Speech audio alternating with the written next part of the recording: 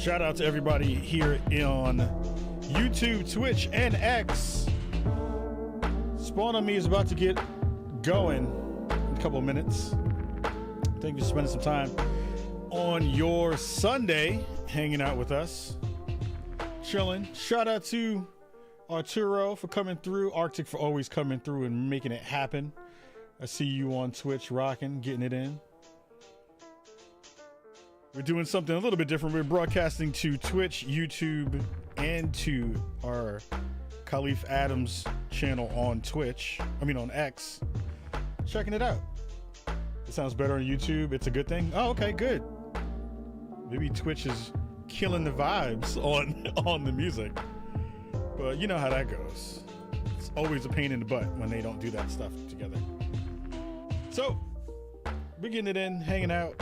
It'll be a pretty quick show today. We have a dope interview with the team from Convai, talking about AI Npc'S. We're going to talk a little bit about the Helldivers kerfuffle that's happened over the past couple of days. So shout out to everybody for rocking, coming and hanging out. Also, this lo-fi channel is really dope, actually. I'm really digging this, for real. This is good stuff. Hope you all having a great week. Dope weekend. I need to use this a lot more often.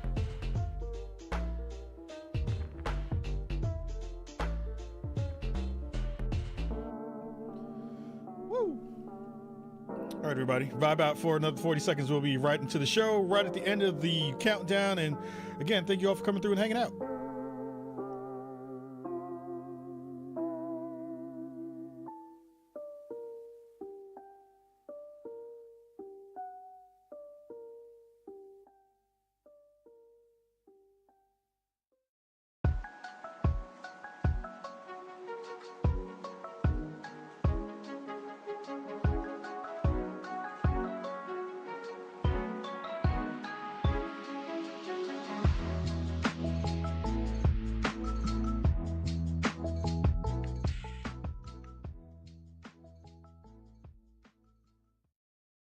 Spawn on Me is a go.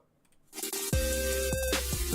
on Me is the premier podcast spotlighting people of color. Every week, we talk news, what we've been playing, and tell you who's invited to the cookout. Our show is all about talking about gaming through a prism of blackness, because we are the culture. Welcome to Braconco, y'all.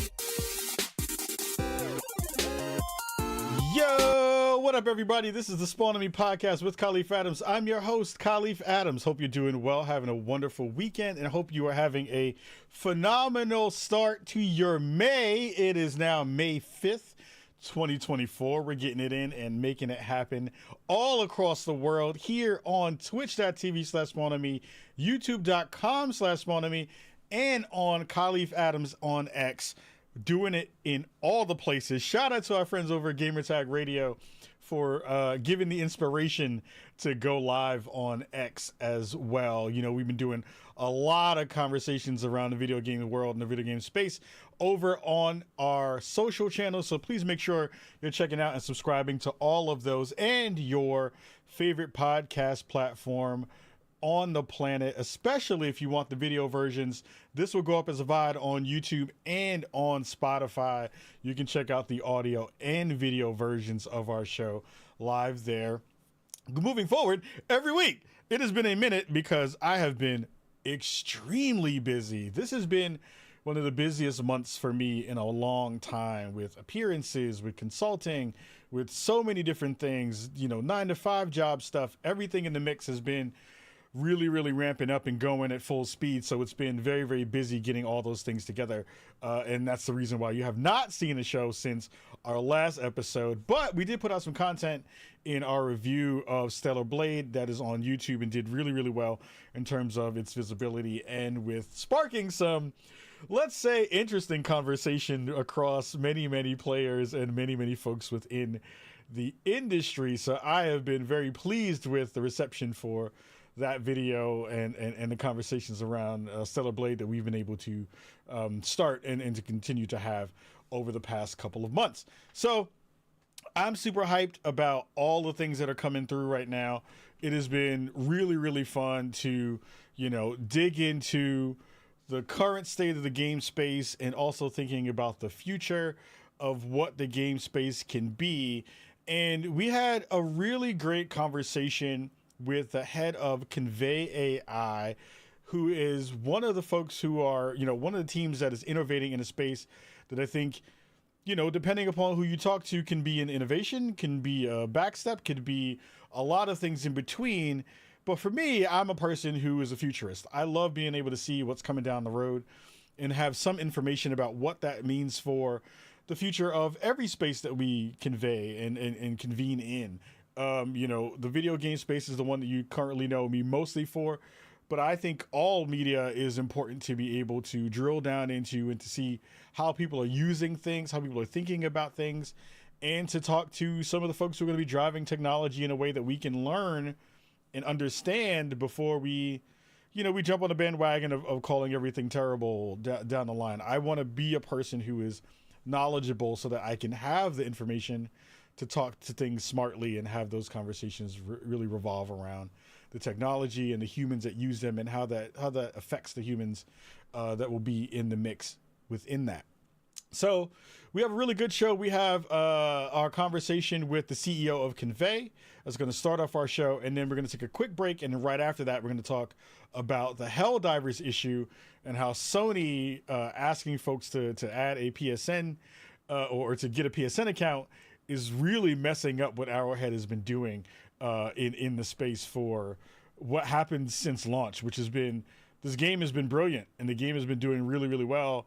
And now Sony might be stepping on their toes and actually causing some harm to a really great developer and a really thriving community. So first off, we're going to start off with our interview with the CEO of Convai, and then we'll be right back after the break with some more goodies and some more Spawn on Me. So check out this interview that we did with the team and with the CEO, and definitely check this out and tell me what you think in the comments below. I'm super excited because a person who I have been hoping to get on our show to talk about some of the really cool stuff that I got a chance to check out at GDC this year. If you saw our GDC coverage, then you got a chance to kind of check out some of the discussions I had around Convai. And we now have the man, the myth, the legend, Pranendu Mukherjee on the show to talk about Convai. I'm super excited to have you here. How are you doing? How's everything going? Things are great. Khalif, it's great to see you. It was awesome meeting you at our demo room at GDC. Yeah. And loved knowing you. And then thank you so much for inviting back. It's a pleasure to be here. Thank you so much for being here, being the CEO of Convai. I'm sure that you are busy during this part of the year, especially coming off of what looked like a really productive and successful GDC. Talk to the folks at home a little bit about what Convai is trying to do in the space. Yeah, absolutely. What we are doing is enabling human-like characters and avatars within virtual worlds or game worlds. And what that means is we have seen non-player characters or avatars inside game worlds, inside virtual worlds. However, they have been pre-scripted and deterministic, repeating the same thing over and over again. However, in a multiplayer game, you can talk to your friends inside the game.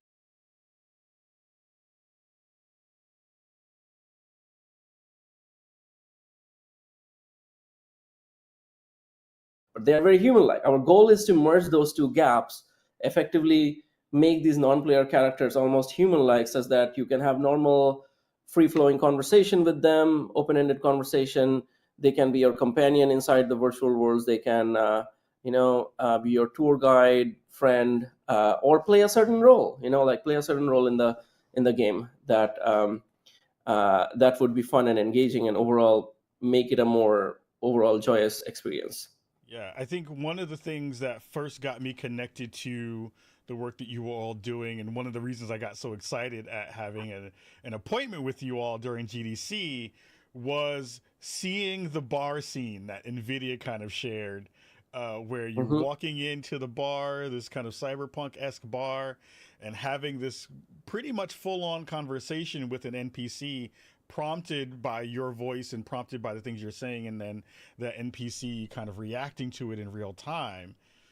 When Yeah. going into this work, I'm sure the big bucket of AI has been in a conversation for a long time, and seeing you all tackle a very kind of initially game specific kind of lane.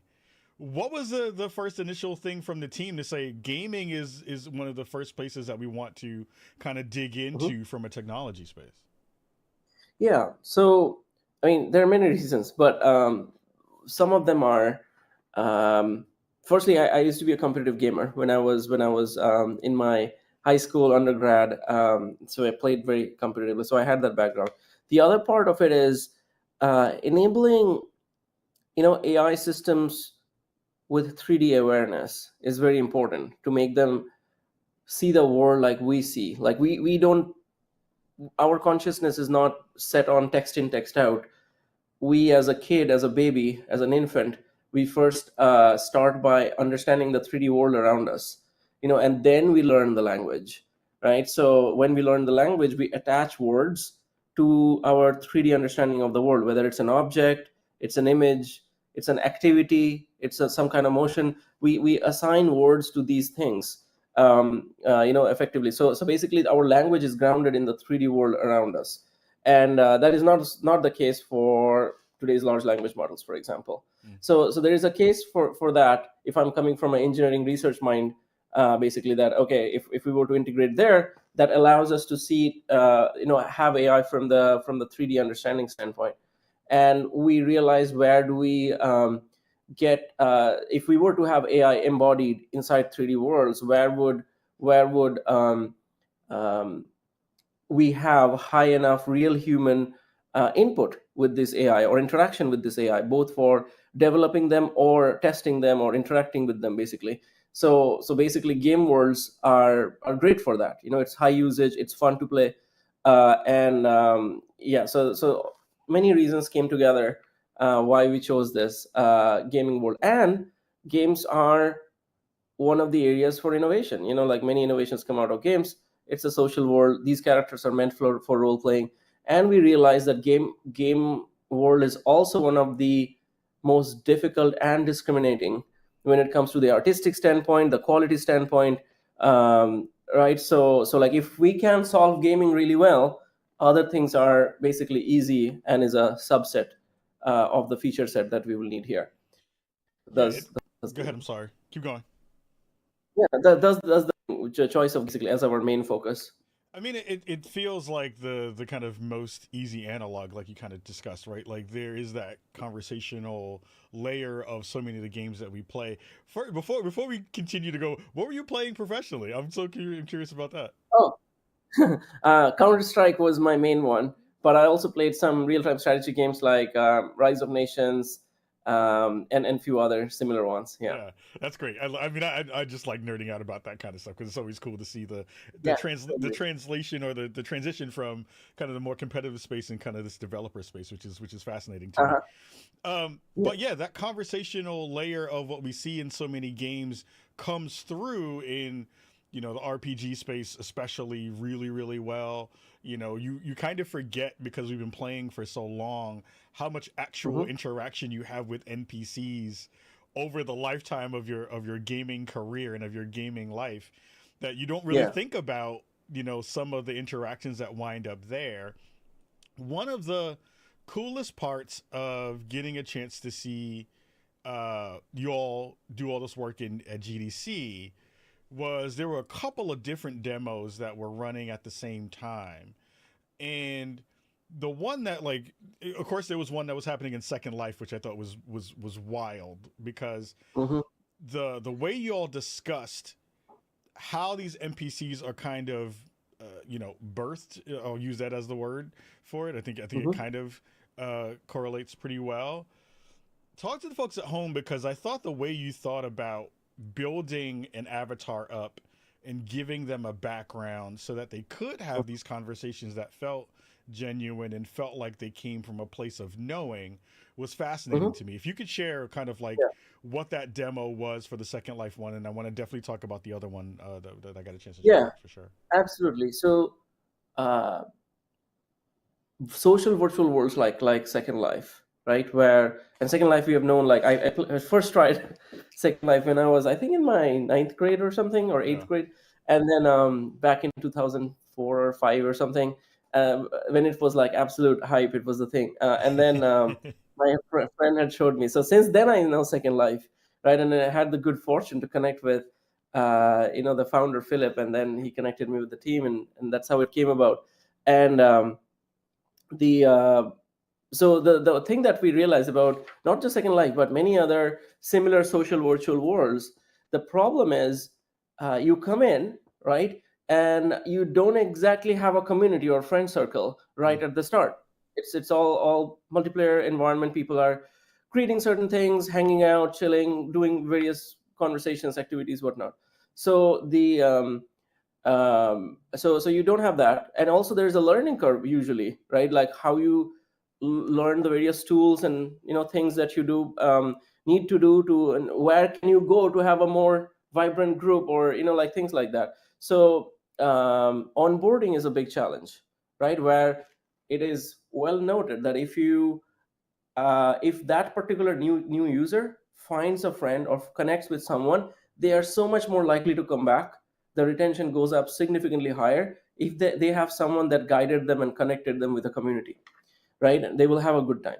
So what one of the use cases is that we added in that, showed in that video that we shared, is greeter bots, where these characters can come to you, tell you how to use, what to use, if you have any questions. And eventually the goal is that they will connect you, take you places, and connect you with other real humans. They will help you make friends, basically. So that is one of the use cases. And then there are so many other use cases, like they can be a tour guide, they can help in multilingual conversation. If like if there are people there, they can primarily maybe speak English or some other language, but these characters can speak many languages. So there are many ways they can get you connected with the right folks and the right communities, and like your activities, and make the engaging a lot more fun. Yeah, I thought the thing that kind of blew me away with that particular demo was the young woman who was demoing it for me was like, oh, well, if you program in, and basically had a drop down, was like, you want this avatar to talk to you and be able to have a discussion with you if you speak Spanish or if you speak French, and it was like limited to a couple of different languages initially in this particular demo, but having that avatar be able to do that on the fly, basically at the push of a button, was fascinating because it breaks down a couple of barriers that I see across folks when they're playing internationally, right? When you're having so many folks who are having different languages that you may not necessarily know, trying to figure out the easiest way to translate some of those conversations. I see that in a lot of the MOBAs that I play, because I'm playing with a lot of folks from the Latin American region. So having that translation happen on the fly is really fascinating in there. But even the conversation around, a lot of the language that is here, or at least the information that these avatars are using, or these NPCs are using, that has been given to them by someone who's in that mix. I'm saying, like, for this particular thing, and I think one of the examples, like you talked about, was like that virtual guide when you go into a space. And I think one of the things that we had discussed or talked to with the NPC was like, this NPC had a fair amount of understanding of what StarCraft was, right?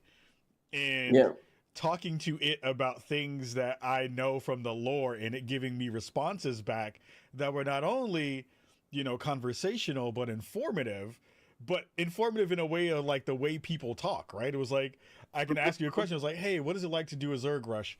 And the NPC like knew what it was because that was programmed into the NPC to be able to have that at its fingertips. What's the kind of through line that you kind of see for this layer of that kind of technology? Like when you get that NPC and you basically give it its backstory and the things that it should know, how is it also kind of connecting to and adding things within that knowledge base for itself? Is that coming from the humans that it's interacting with? Is that coming from the people that or do you have to continue to program it in that way? Talk a little bit about like, what does that mean? So basically, these characters are powered by large language models, which inherently has some knowledge, like it has quite a lot of knowledge because they are trained from super large data sets, right? Open data sets. And however, they don't necessarily have the information, most likely don't have the information that is specific to your game, that you're now coming up creatively, you're writing the story, right? And then so what we allow for is for creators, it could be narrative designers, game developers, designers, writers, that they can add their specific knowledge bank or backstory or personality about description of the character to augment that large language model as part of the character brain. So they are adding those new information. Now the character is knowledgeable about the world lore, its own backstory, the people that or the friends that correct character should know, and their relationship to them. They're aware of all of these things, right? Any specific knowledge that they have, they will know about it. But this is expected to be provided from the game studio or the developer or the creator. That remains their data, of course. It doesn't go into the core training data. It is also important that particular character does not talk about anything that they should not know, right? So basically, if you are thinking of a character from a certain universe, maybe that is in the like a steampunk environment, character, they should not know about the latest stuff gadgets that we're doing, or internet or phone or iPhone. They should not know about that, right? So so there is that aspect of reserving them to the knowledge of that world, while they will know everything about English or the language and be able to speak that freely, but their knowledge information should be limited to that world. So we are also able to provide that, effectively you could call guardrailing, that they will stay within that. And this aspect of you providing your knowledge bank, you ensuring what they should and shouldn't know based on their backstory, draws the boundary of not only what they should know, but what they should not know and not talk about, right? So basically that's one of the things that we allow with our tools. I think that's really interesting from a couple of perspectives. One, because it kind of keeps those folks, I call them folks, that they're actual people, that keeps those NPCs focused in the world that they reside in. But also, I think one of the bigger conversations that has kind of come across has been around safety, right? Where you don't want, if you're having, depending upon the environment, having young children in a space that are having conversations with these entities and these avatars, or other folks who could be potential bad actors, having you don't want to really corrupt those NPCs to kind of go nascent in a way that you don't want, right? You don't want them to do stuff that you don't want. How much of that conversation has been kind of like at the foundation of this technology too, from the conversations you're having with people in your circles? I mean, it ranges from very basic ones, to something extremely sci-fi, so sci-fi, even like stuff like Westworld, Free Guy falls short sometimes. So basically, so it ranges quite a bit. In terms of we have while we have introduced features like long-term memory that can effectively remember you as an individual and connect with you, form relationships, whether as a teacher, mentor, or a friend or whatever, and then so that kind of allows gives more power or tools to the developer, basically to use these as part of their development to create more fun experiences. It is not necessarily something that the end user, by talking to these AI characters, are able to necessarily program them. If you do add long-term memory, sure, that memory can be reserved just for that particular character, does not influence that AI character as a whole, necessarily. It's very controllable by the developer, like how you want it. You may forget every conversation every time is a new conversation, or you may remember somebody as part of the progression of the game or the world, but it may affect the overall psyche of the AI character if you so design, or it may just be specific to that relationship with that particular end user, right? So so all of those are possible. I am hoping that I do not give my NPC PTSD bring up some long term memory that I had at some point, and it was like, and it has that long term memory. It's like, oh, I'm sad every time you come into the room and you wear that shirt. Like Who I'm knows? scared that that's gonna be a part of the equation at Who some knows? point down the line. Yeah, but that might help you. It might help you bond and connect, and they may now have a better understanding of you and suggest you the right things that may, it's like your best friend who Yeah, knows everything about you, grew up with you, and basically can guess the next word that you're gonna say, right? yeah. Like, so it's like it could be that, which is great to have. So we'll see. It'll get really weird once the NPCs understand my love language of talking shit. It'll be a little bit of that where they'll be like, "Why are you giving me so Yeah, many Why are you fussing with me?" And I'm like, "I'm doing it in a loving way. You'll learn. You'll yeah, learn." you learn. Yeah. There was another demo that I think was the most impressive one that I got a chance to check out, and that was kind of in this cyberpunk world. You're this agent that's walking alongside another agent. You're basically trying to escape, this facility, Yeah, and yeah, that one was the most interesting, and it had me blown away because I think when most folks are going into this who are technophiles and love technology and want to go into this and have an understanding of what, especially if you're a little bit older like I am, you've seen technology over your lifetime and you're like, oh my God, we're here. And mm-hmm. getting a chance to see the interactions between myself and this avatar, I didn't know what to do at first because you try to throw it off with conversation. So for everybody who hasn't gotten a chance to check it out, and we showed a little bit in a previous show. I'm talking to this NPC. They basically are like, "Hey, go to the shooting gallery. Have these conversations and let's escape out of this route." And you were standing there with me while I did the demo, and you were like, ask it about X, Y, or Z, right? And I was me being me. I was like, I'm gonna divert a little bit, and Mm-hmm. Yeah, even in the diversions of the conversations, the thing that yeah, came across that was fascinating and brilliant was that it had an answer for stuff that I was not expecting it to have an answer for. So, yeah, when you're thinking about emergent gameplay in these ways and thinking yeah, about not only, what are the millions of permutations that can go into a conversation in the context of where you are in that moment, how are you all kind of thinking about how do you keep a character on pace while also yeah, giving them this freedom to ask things that you don't usually would think of and is so varied based on the player, right? How are y'all thinking yeah, about the keeping the player on track and keeping those freaks on track while also that yeah. emergent gameplay layer?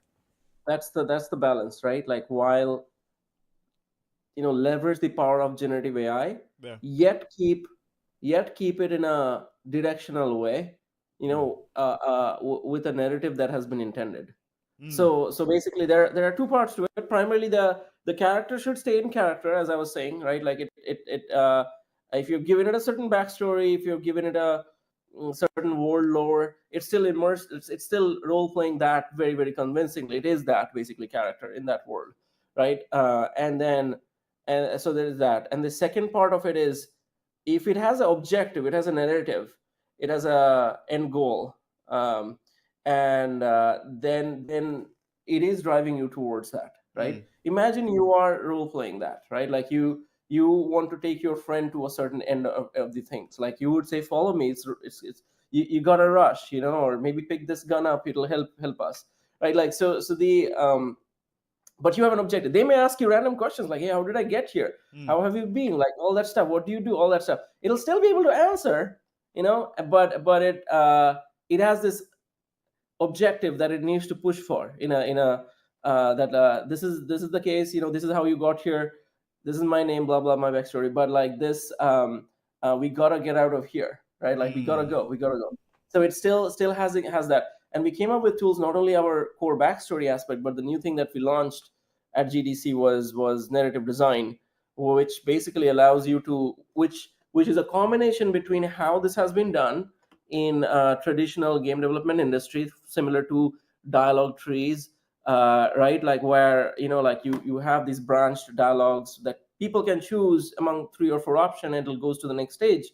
We're combining that with the power of LLMs, where it is still the story the narrative designer is intending to, so it doesn't go off the whack, yet it provides the end user to go deeper into the mind of the narrative creator, to know more about the character, know more about the what's going on, the world.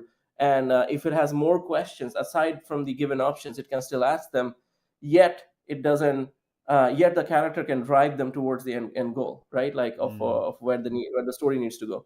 So yeah, it's basically a combination between these two things, that we are able to create tools and underlying mechanisms to make this possible. What have been some surprises in doing this work? Because I feel like, I want to talk a little bit about the kind of connection between the industry and work like this a little bit later. But I think one of the things that I see across every technology from folks who are kind of first movers is there's always a surprise within the work of like, we have built this thing to do X and Y has happened. Not only from the technology's perspective of like everything is moving so fast, but we didn't have an expectation for this particular thing to happen in the model that we did or in the situations that we did. What have been some of the kind of like happy surprises that you've kind of seen while doing the work? Yeah, I think some of the emergent behaviors has been happy surprises. And then the various kind of use cases that we see that we did not foresee before has been very interesting. Multiplayer worlds, agents that are, like, for me there are two parts basically. The simpler version is basically the one where like we got few characters or two characters to talk to each other, and not only did they carry out the conversation in a very engaging way, that's like I would just hang back and just talk to them, listen to talking to them, and then while we were at it, we saw these characters, one of them actually asked the other character to fetch them something, right? Like, hey, can you get me that? And that character actually performed that. So we have our action and scene perception system, right, where these characters can say, sure, let me get that for you, and they will go and pick up something and bring it to you, or make you a dish, or cook you something, or they will actually execute that using all the different animations that are available. They will combine them in real time and create a very believable sequence of animation and execute that. Right, so we saw those kind of things happening. I was like, holy shit, we did not program this. We did not expect that. It's like one AI commanding another AI to do something, and that AI did it. And now they continued their conversation after that. It's like, did not see that coming. So so that happened. Then there's aspects in multi-agent framework, when these characters, and some of this comes out of research, where they are planning their day, like they're going about their day. You can influence these characters in effectively the movie Free Guy. It's basically the movie Free Guy, one of my favorite movies. So, so those kind of things were something that I didn't foresee as much. I mean, I realized there will be these characters in simulation, pretty much almost human-like, effectively robots, like the artificial intelligence movie from Steven Spielberg. But these characters will effectively live their life and plan, and it'll happen so soon. I did not foresee that, but it's happening. Yeah, I think because we've seen at least conversations over the past 10 years about what this version of NPC life would be like. In Oblivion, for instance, of being like, if these characters are living their own lives outside of you being there. They will have jobs, they will have expressions, they will have wants and needs that they are trying to fulfill, even when you're logged out of the space, and they can be continuing to do that work. Persistent worlds. Yeah, persistent worlds. And it feels like we're now at the precipice of really seeing that come true. Do you feel like we're closer? Not in terms of the grand scheme from there, because of course we're closer from there, but do you feel like we're closer to real persistent worlds than we've ever been with the technology that's kind of coming out? Yeah, so persistent worlds, interestingly, has already been there for a while. All the multiplayer worlds, the servers, the public servers, are always populated and full by hundreds of players. Like new players, somebody's coming, playing for 3 hours, going away. Some other people are filling it up. Some of the most popular servers, concurrent servers, are always full. The only difference is the people are like playing for a few hours and going, and a new set of people are coming. But the server always runs, right? So these persistent worlds are already there. Now the new thing is basically, so that the infrastructure is ready, Now the AI characters will start living there permanently, Right. right? Yeah. So Right. so basically, you always come into those worlds, you see this familiar face, this AI who's living there, rather than strangers all the time, right? So Yeah. basically, the persistent worlds are already there. The people are not persistent, right? So Yeah. the Yeah. world Yeah. has been Yeah. persistent. Yeah. I love the way you kind of frame that, because you're right. Like, it is that thing, but I think that is that other part too, where it is the now the NPC, the folks who are always kind of there, Right. will actually have a space to actually do things and have not free thought, Yeah. but have some version of that Right. in the mix, which I think is brilliant. Yeah. I do want to talk, because you talked a little bit about the kind of collaborative effort that winds up happening in this space with the development community. I think you Mhm. talked a little bit about the LLMs being one layer of it, but these characters have to be built with lore, and you want character writers, and you want writers in the space to be able to really flesh Yeah. that out and think about the long tail permutations of some of that stuff.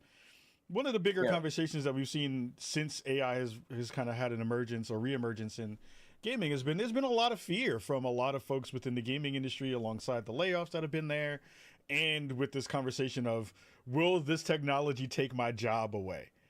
Hmm. What has been the collaborative conversations that you've been having with studios, with development teams, to kind of not only showcase why the technology can be additive and not subtract from the experience, also not take away their actual job, but what has been the conversation that you've been having with those folks to kind of squash some of the fears that we've seen pop up a lot in the past couple of months and Yeah. years? And it's justified whenever, since something, any foundational new technology comes in, like that is hard to see, Yeah. how it'll change the world. Fear, of course, is a necessary component for us to be aware of how to do that right. So the in terms of, so there is a broader how AI impacts the world question, Mm. and then there is how, what is Convey doing that is specific here. And you said it at the very beginning, I think before the call, very well, that there is a whole, not all AI companies are the same, or doing, like applying their expertise in the same place. And it has, so we at Convey are in a space, focusing on a space of which the market does not exist. Mm. We are not competing with an existing market. There is no jobs that we have to take away. Nobody today does interactive NPCs as a living. Nobody does that. So Mm. so basically, so the thing that we are creating is, we are adding more jobs that did not exist before. Mm. Now you could say that, what is the broader AI? Broader AI, sure, there are some areas, and it's rightly said. I think Jensen Huang said it, who where people who AI will not take your job away, but people who use AI will take away jobs from people who don't, Right. right? So which is, I think, broadly a true statement. So it is also the responsibility of technology creators, in my opinion, to make it easy enough and accessible enough that everybody can have opportunity to learn and develop on that, basically. So, and we try to do that the same way, which is why we have a very generous free tier. Like, people from every country, everywhere, should be able to access it. And Anyway, so talking of our case, we need a ton of narrative writers. Like, if you see, like, you probably have to do the same amount of work that you needed to do before, when you Mm. just created a dialogue tree and wrote the lore of the world. You still have to do all those. Now you have to add those as part of the mind of the character after you have done that, which you needed to do before anyway. So you still need to do that, and then you test it, because you are the expert for the character, because you wrote it. Now you have to talk to the character and test it and ensure it stays within the character, and give you the confidence. So we also release something called a test framework, right, at GDC, which gives you the confidence that, yes, when you release these generative characters in the wild, they will stay true to their character and be precisely how you imagined it as a writer, right? So basically, it gives you, empowers you to share your, because today what happens, and what I have seen, like, narrative writers write a lot, and only maybe 5% of their writing is effectively going and being consumed by the end user. Yeah. And most people will just do skip whenever there is any write up, or they will not. A lot of the backstory gets written, but only 2-3 dialogue lines are there in the game, right? But Mm. now the narrative writers is more empowered, that the folks who are actually interested, and maybe not at the beginning of the game, but down the line when they're invested in the character in the game, they will be able to engage and learn about more, right? Like at their own time and own pace, basically, right?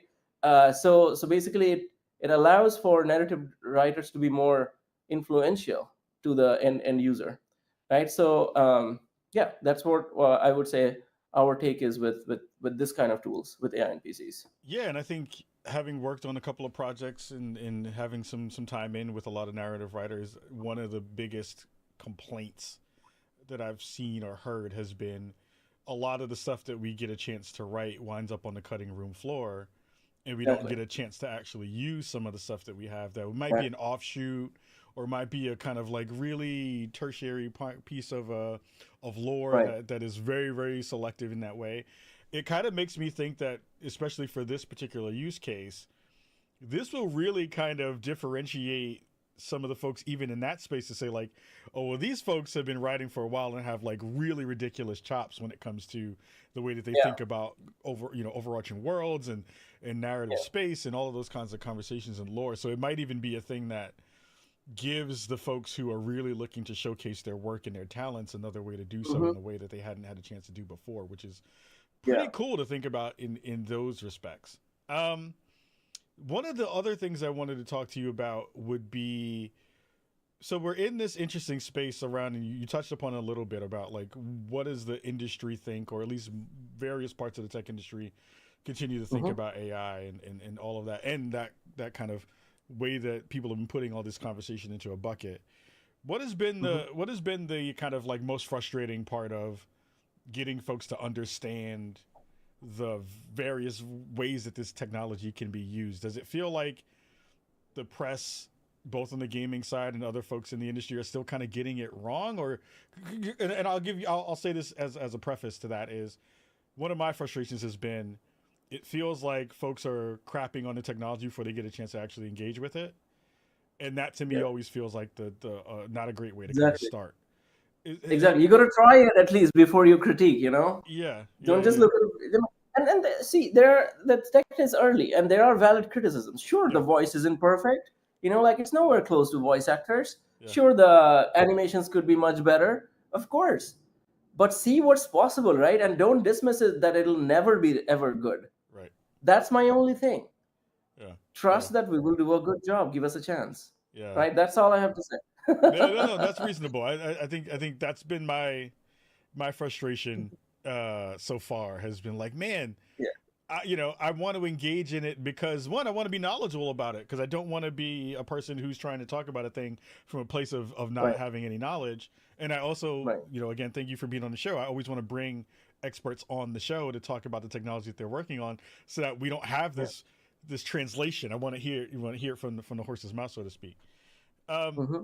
Before I let you go, because we're almost out of time, what has been the most interesting and fun thing you've seen so far? And if through Convey in the greater kind of AI space right now, what are some of the things that you're seeing that you can talk about that is really fun and interesting and kind of cool for folks who are like in that technophile space who are like, man, this technology is cool, but I don't know if it's there yet. What's the fun stuff you've been able to see and check out?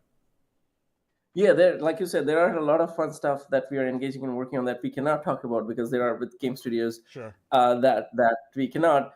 The stuff that I see that excites me a lot, and both game developers and gamers should see this as they are basically leading the way for changing the world, not just the game industry world, but the in all industry world. Meaning these non-player characters Yeah. are starting off in games where we are perfecting them all the way from their voices, their controllability, their understanding of the game overall, so that they can role play better. But these characters who can role play, like really convincingly, like as if it's real, like humans, can also do that in a learning and training application. Mm, And in a training application where somebody's think any industry, they can train with these characters before going to the real world, before going to before you go meet real consumers and do, like go for an interview or go for go for actual sales, or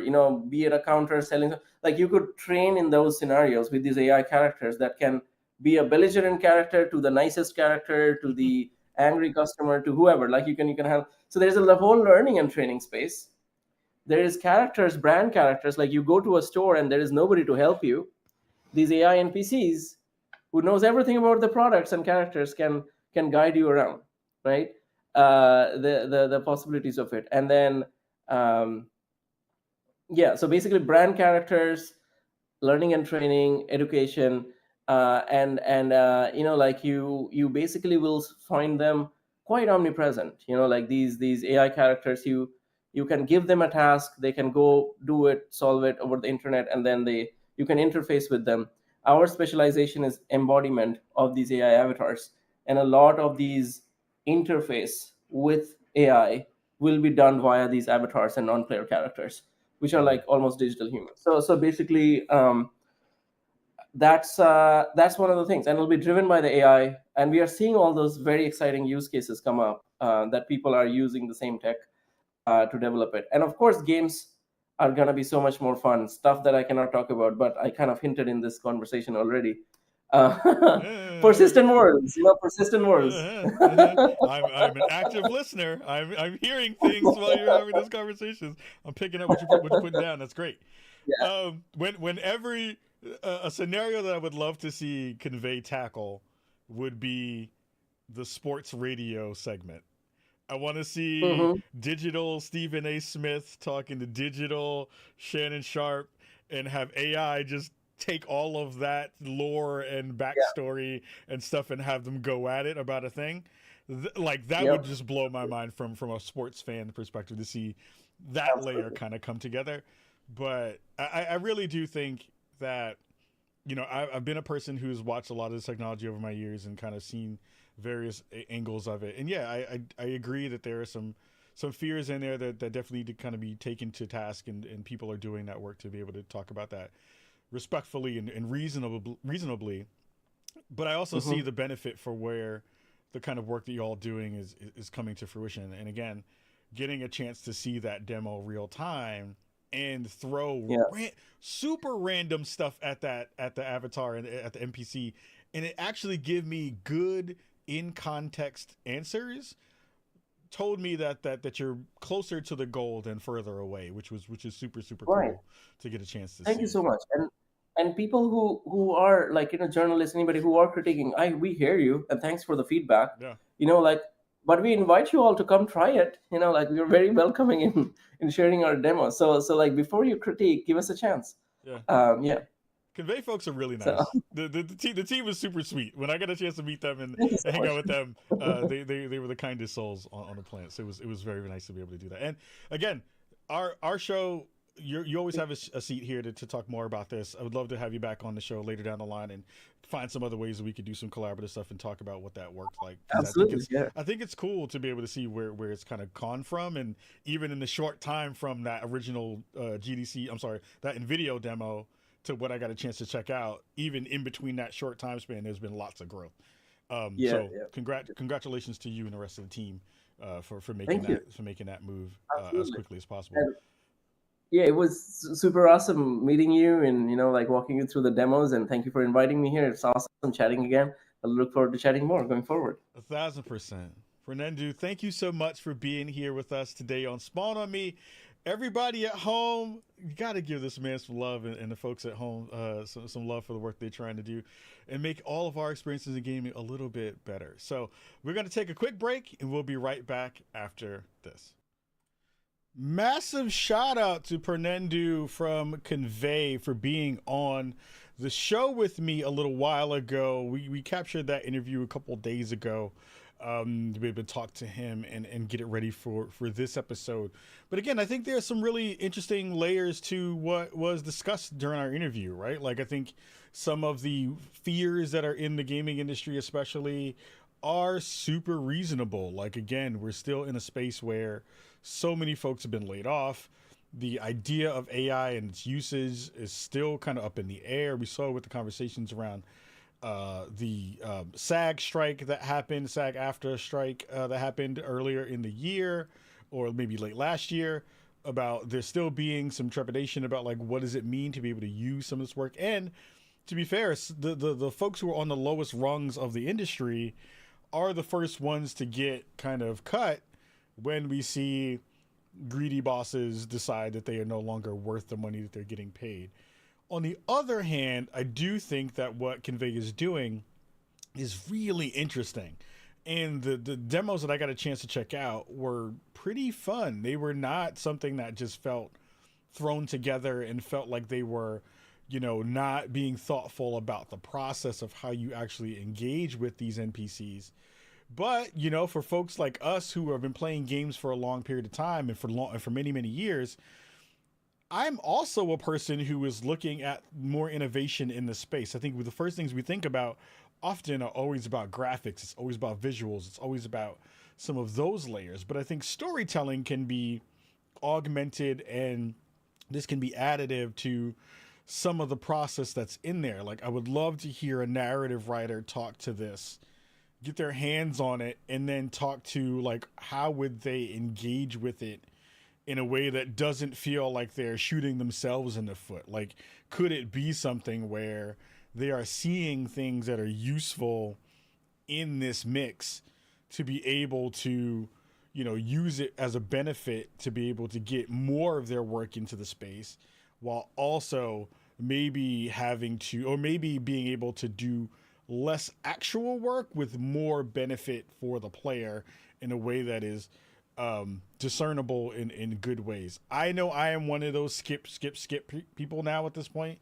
Depends about on your story. If your story is not really engaging in the ways that I am hoping as a player, I'm often kind of skipping through dialogue trees and some of those things and moving through and past some of those conversations in a big way. But I think there's a good space here to play with the technology, which I think is going to be important. I think, you know, we're going to have some more folks on the show hopefully soon talking about their viewpoints on AI and how it could affect not only this industry, but many others.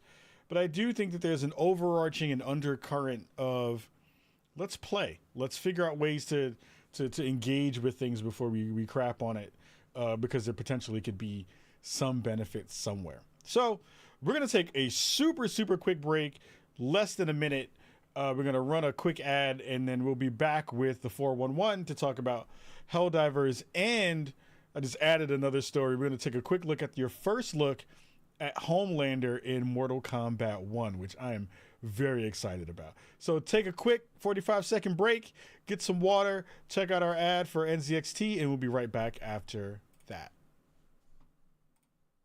Hey everybody, Khalif here from the Spawn on Me podcast. Hey, we have been in the market for new PCs for a long time, and for our 10th year anniversary, the wonderful folks from NZXT have partnered with us in a collab to be our hardware sponsors. So if you are looking for a new PC to stream or to game in the best way possible, go check out nzxt.co/spawnonmebld, and you'll be able to find a perfect PC for you, whether that be the Player 1 machine, Player 2 machine, or Player 3 machine. The ones that we're rocking for our new studio build. They have everything you possibly could need for the best PC experience on the planet. Remember to go check out nzxt.co/spawnonmebld, and they will get you set up right. Much love and peace.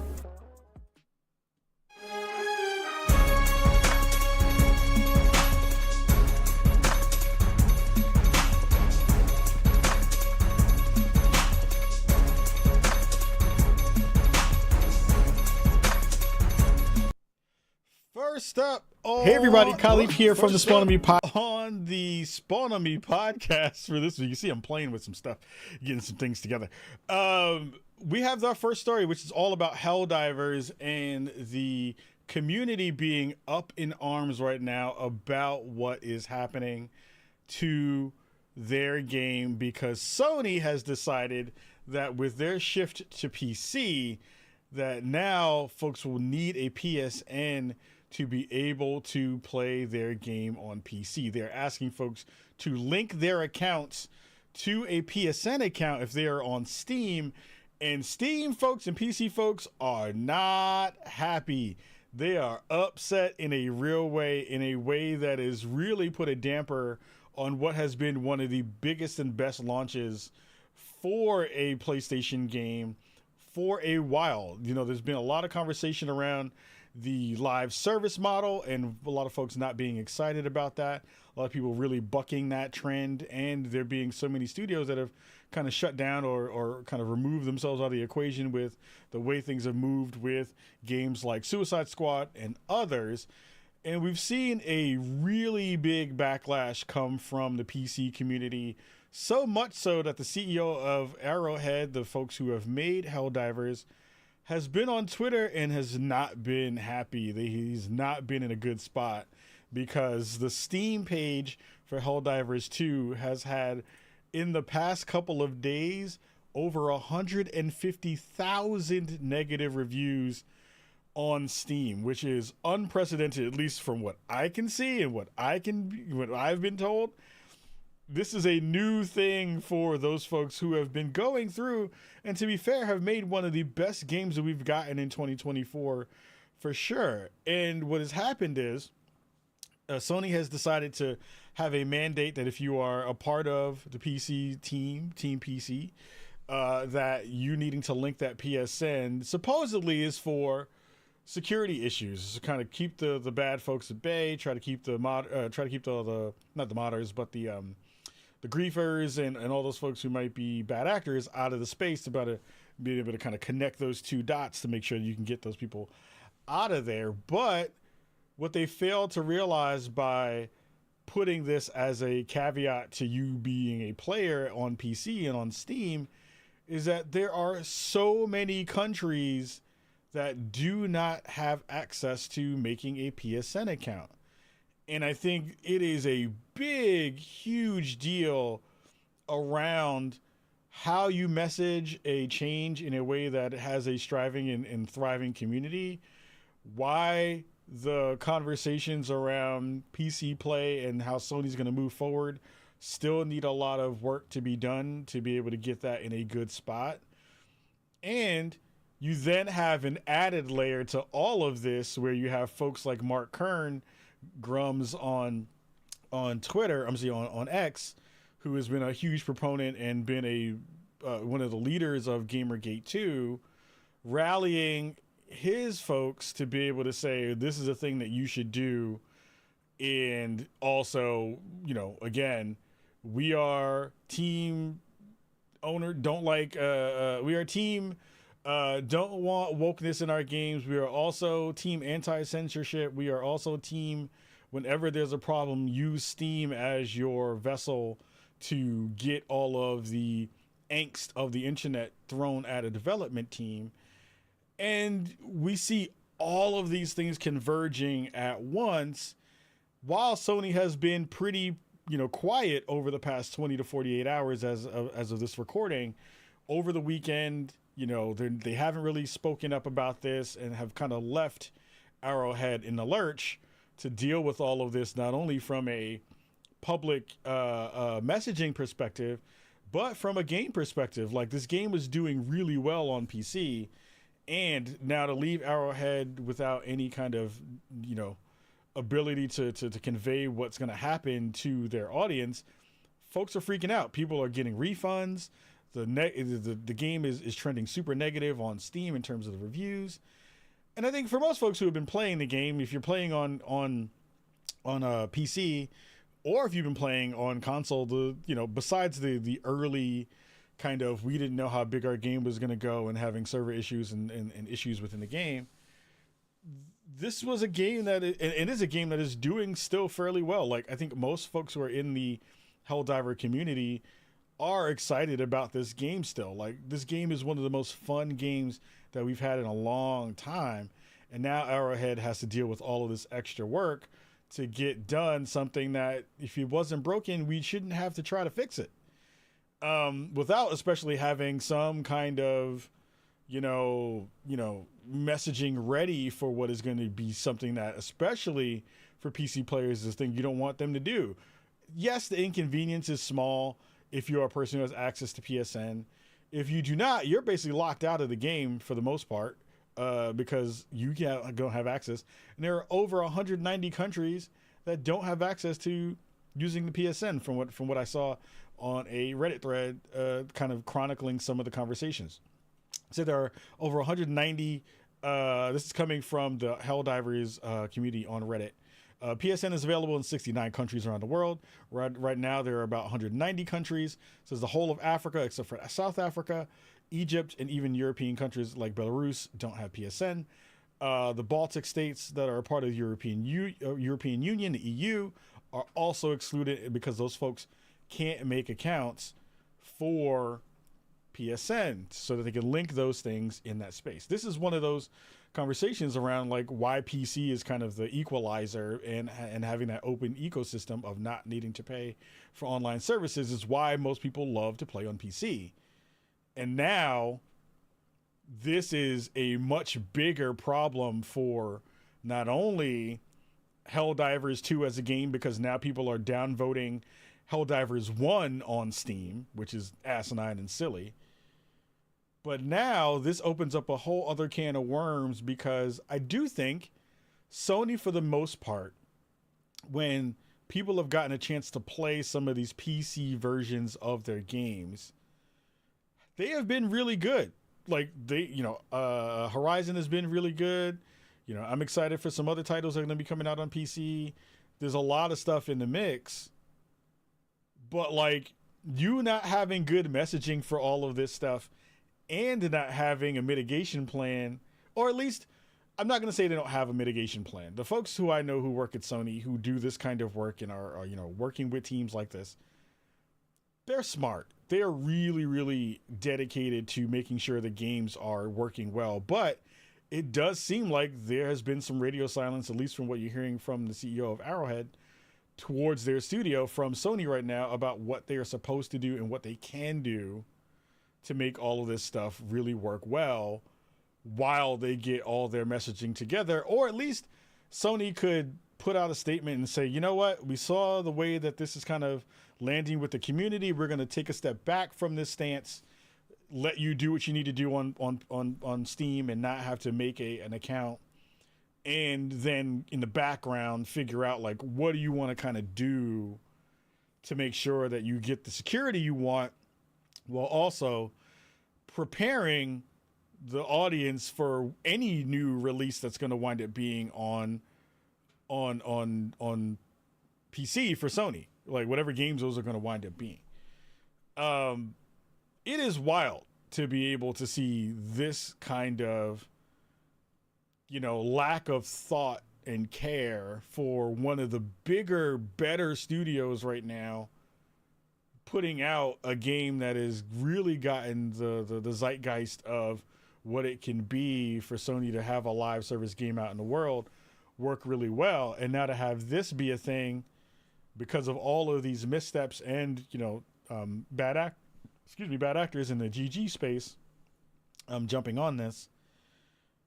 I really do think that this is a botched move from Sony in a way that we didn't foresee.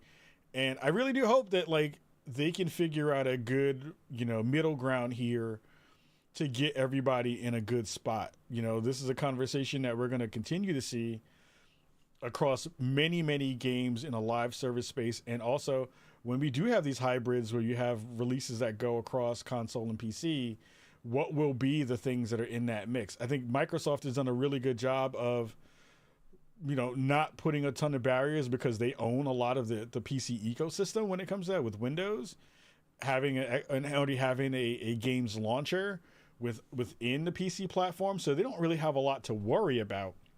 But Sony not having a PC launcher, not having, a lot of those things connected in that way, you're now using these third-party pieces of software like Steam to make those connections for players so that they can both play together, have cross-progression, and all of those things for, to be fair, for you to spend money in a space and then have all of those things kind of connect in good ways so you're not, messing things up in those ways. So, man, I'm feeling for the Arrowhead team right now because their game is really dope, and it sucks for them to have all of this ill will or bad will kind of coming to them right now when they don't deserve it. They have done everything that they can possibly do to put out one of the best games on the planet right now. I would even say a Game of the Year contender. And now Sony has to do some extra work to not only kind of build some trust back with the community, but I'm sure build trust back with Arrowhead, right? Like, they have published this game. They've given this game a ton of marketing, thrust with their work in a way that has put Helldivers 2 in a fantastic spot to move forward. And now there's a huge backstep now for them to have to try to figure out how they're going to make good with the audience and with the dev community and with the PC community who they've been trying to court, with a lot of games now, being slated for PC releases in that space. So, man, that sucks. That totally sucks for them in such a big way, where I feel for them, and I really wish that this was going to be something that they could do, make this a thing where you can fix this in some form or fashion. But right now, they got nothing moving in any good directions for them. So I feel for them in a big way. So we'll see where that lands, moving for both Arrowhead, Helldivers 2, and the PC Steam community. But it does feel like a huge misstep right now for where they could be going and where they should be going, and how all of this is supposed to work for them in the biggest way. So my heart goes out to them in a big way. We're going to watch really quickly the trailer for the first look at Homelander as the next character in the DLC bundles that are coming out. The first combat pack that's coming out for Mortal Kombat 1. Let's all take a look at this together.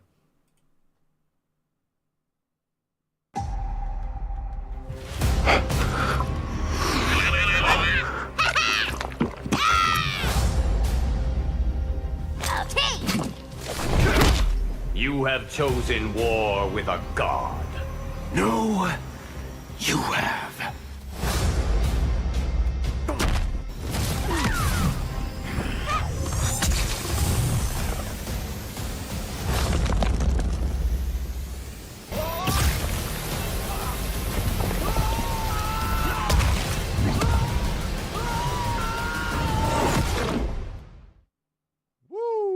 That is really, really good.